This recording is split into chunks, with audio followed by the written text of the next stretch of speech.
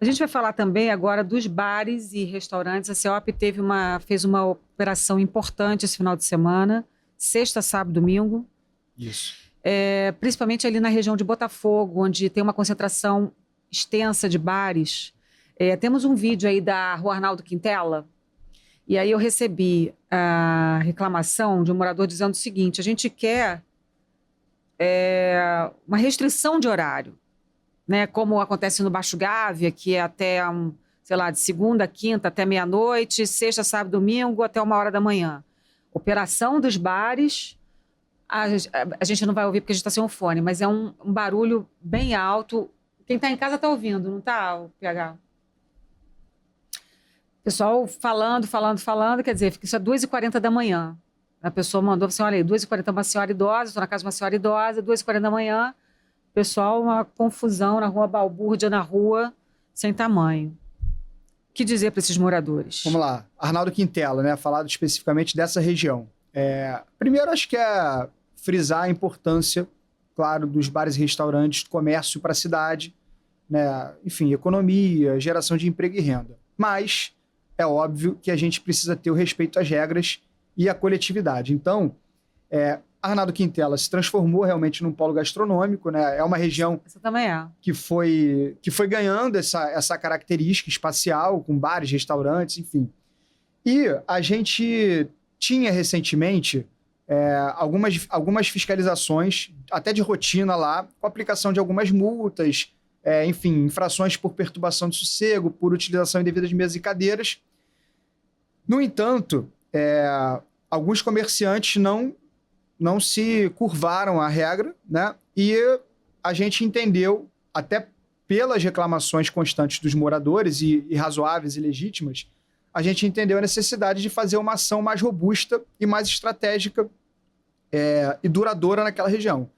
Então, a gente ocupou, né, de sexta a domingo essa rua, e aí a gente chegando antes, a gente evita qualquer tipo de confusão, a gente faz preventivamente, a gente orienta estabelecimento por estabelecimento sobre o que ele pode e o que ele não pode fazer. E aí, nesse final de semana, a gente conseguiu... Olha isso, gente, isso é Arnaldo Quintela. Isso aí já é anterior, antes né? Antes da Mas é importante a gente ter, para ter a dimensão. É impressionante, é uma coisa que vai pegando, vai tomando espaço. As pessoas querem acabou, ficar na rua, querem ir. E aí o comerciante, a gente entende que ele precisa trabalhar, mas o que a gente fez, né? E vai continuar fazendo? A gente antecipadamente vai ao local e o sujeito que tem autorização para botar 4 mesas e 4 cadeiras nos locais que a lei aprova, ele vai colocar essas 4 mesas, essas 4 cadeiras. O comerciante que não tem direito não vai colocar.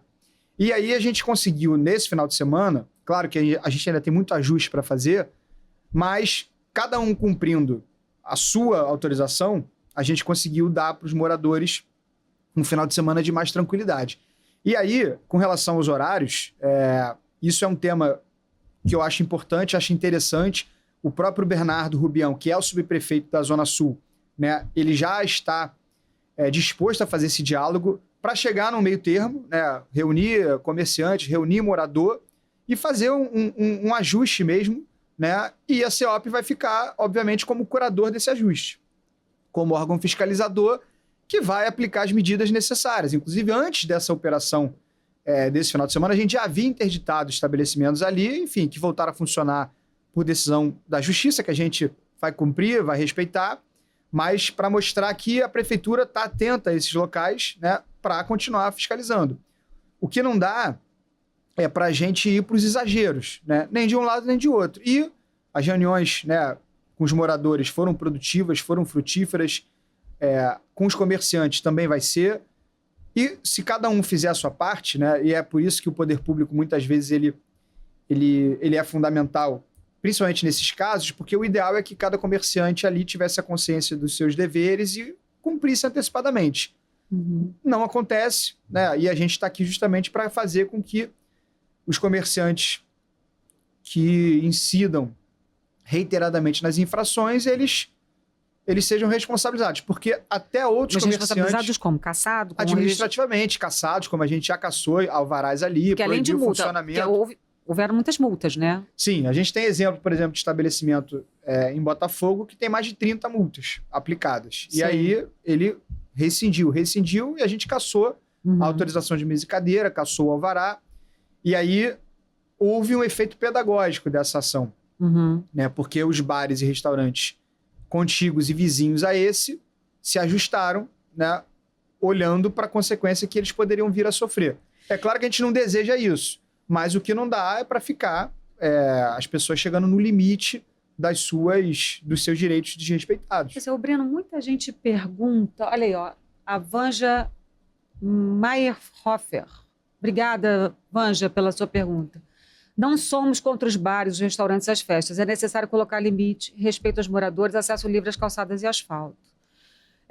O direito de um começa onde termina o do outro, né? Então, essa balança aí, você aferir essa balança que é muito importante. E só estando na rua. Por isso que é importante as nossas equipes estarem na rua e ouvindo essas pessoas, né? A Vanja, por exemplo, mandar um abraço para ela. Nós recebemos também na secretaria, era uma região ali no centro da cidade, a gente conseguiu atuar estrategicamente, a gente apaziguou com esse diálogo, né? Equipe na rua, ouvindo os moradores, ouvindo os comerciantes e chegando no meio termo. Mas vamos fazer o seguinte, vamos trazer aqui uma explicação, porque muita gente me perguntou, Januse, como é que funciona isso? Porque é uma bagunça. Eles ocupam a calçada, ocupam a rua, tem bar que tira uma vaga do asfalto e ocupa com mesas e cadeiras. E aí não ficou claro para mim qual é o limite de cada estabelecimento, porque a gente sabe o seguinte, que teve um decreto durante a pandemia para o uso do espaço público, né, de mesas e cadeiras e tal, mas parece que era um decreto extraordinário que permanece até hoje.